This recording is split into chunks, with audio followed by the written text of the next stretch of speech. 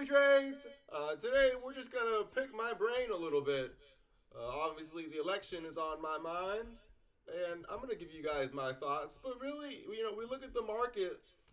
The market, the election has already passed in the eyes of the market. The great Jeff Bezos once said that he was congratulated on a quarter, and he said, "Thank you. I really appreciate all this congratulatory, stuff you're telling me, but really, I had that quarter. All of those numbers were already pretty much decided 9 months ago, a year ago. I've actually spent the past 3 months focusing on a quarter that's about 9 months from now. So the big money kind of everything's already happened. That's why finance is so interesting, and we seem to know so much about the world despite only knowing one subject, is because yeah, everything's already been decided. That's why in Leave the World Behind that the Obamas produced about future events in the world, there's a guy who's in finance, and every single time something happens, it's crazy. He is not surprised. He's never surprised throughout the entire movie. Even when a plane is coming down and crashing and heading towards him, he's still not surprised. All right, because he's in finance. Nothing really surprises us. We see everything before it happens. This is what's going to happen to Canadian Solar. This is what's going to happen to Sunrun. This is what's going to happen to in-phase energy, right? So we are going to see the solar boom, right? That's great. Is that more bullish for Kamala Harris or Donald Trump? The answer seems obvious, but is it really? Is it really? We look at K Web. Seems like one of these candidates is more bullish for China than the other. But if we look down into the hood of tariffs and what Kamala Harris's policies might be, it's not really a clear cut answer as to which one of these candidates is quote unquote more bullish for K Web. We look at MSOS advisors. Which candidate's more bullish for cannabis? I'm sure that is a question that is more difficult to answer now than before.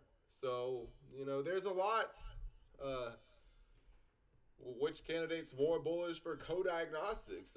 I've made it very clear. I think that Kamala Harris has made some scary comments during the pandemic about stocks like co-diagnostics, and I see this setup. I see Zoom. I see Peloton, and I think, hey, like, it looks like a pandemic's coming, and it looks like it's going to be really, really authoritarian. But then I remember, hey, Donald Trump was the one who did Operation Warp Speed. He's the one who shut down the country, and he's the one who calls himself the father of the vaccine. So, which candidate is more bullish for co-diagnostics? Which candidate's more bullish for UFO? Which candidate is more bullish for real estate? Do I even want real estate to be bullish? I mean, these are all questions that I really think I figured out what's gonna happen though. I think I have figured out what's gonna happen. I got a little metaphor for you guys. I love this Canadian solar chart. A lot of charts in Canada look good. 11.41 invalidates. This is the chart of the video. Very pretty. Lovely, lovely. Say that you're lovely. Oh, baby. Lovely from Canadian Solar. You guys like that damn line to be there. Just so it's extra clear. You guys love the damn line.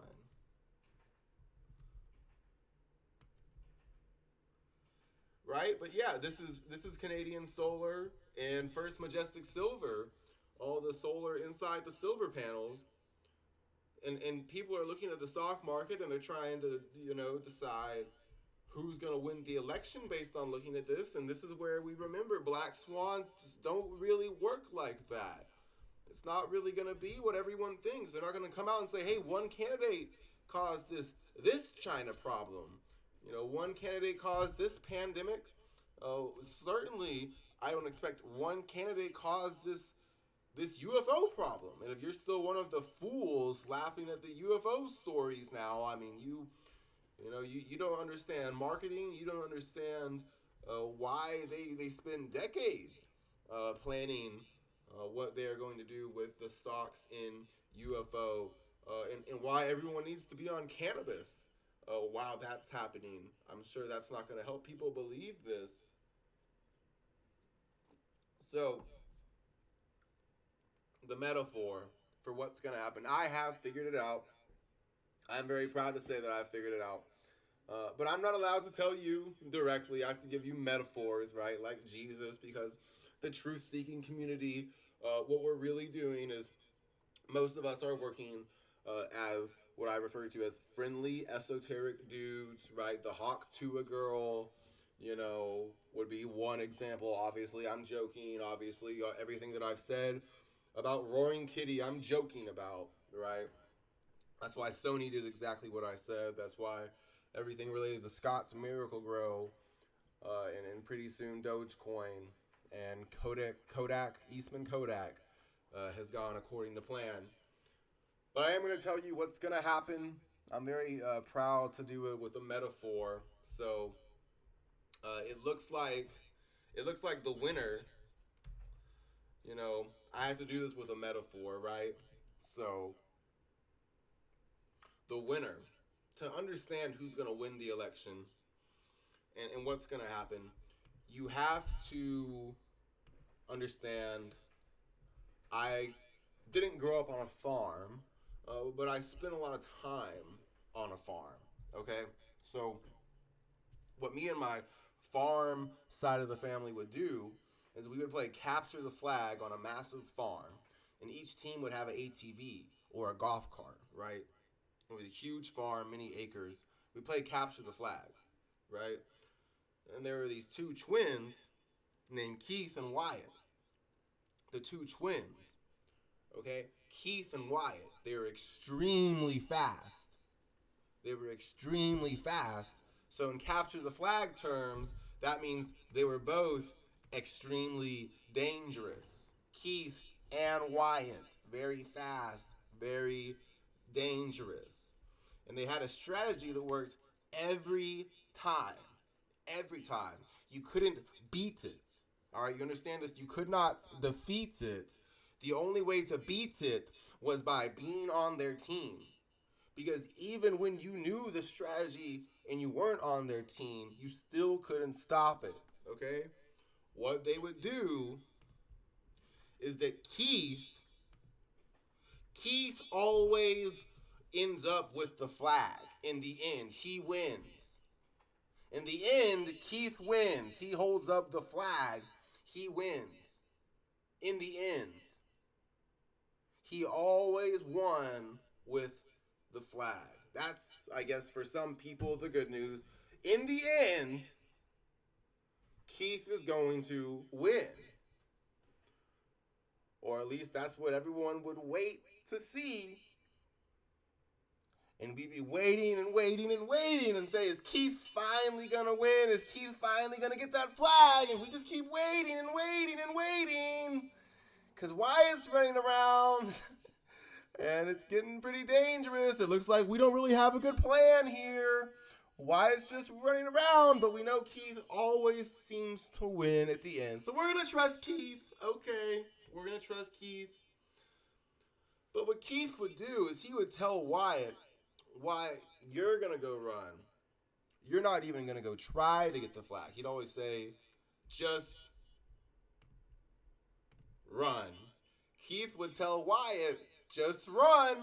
Right? Just go on the other side of capture the flag and just run around in circles and distract them because they have to be honest. They have to stay honest and follow Wyatt because Wyatt is more dangerous than Keith.